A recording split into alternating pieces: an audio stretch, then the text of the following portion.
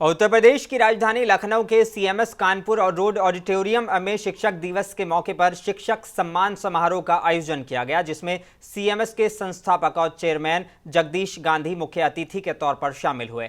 इस मौके पर उन्होंने सीएमएस के लगभग 3500 शिक्षकों और कार्यकर्ताओं को 1.5 करोड़ रुपए से अधिक के पुरस्कारों से सम्मानित किया, जिसमें नगद धनराशि और आकर्षक उपहार शामिल हैं। इसके साथ ही विद्वान शिक्षकों के परिजनों को सार्वजनिक रूप से पुरस्कृत कर सम्मानित किया गया।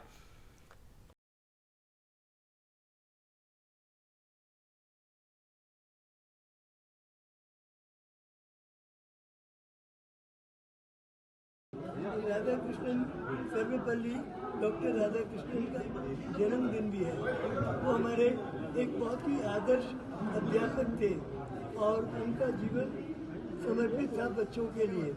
तो उनके जन्मदिन से ये मनाया जाता है।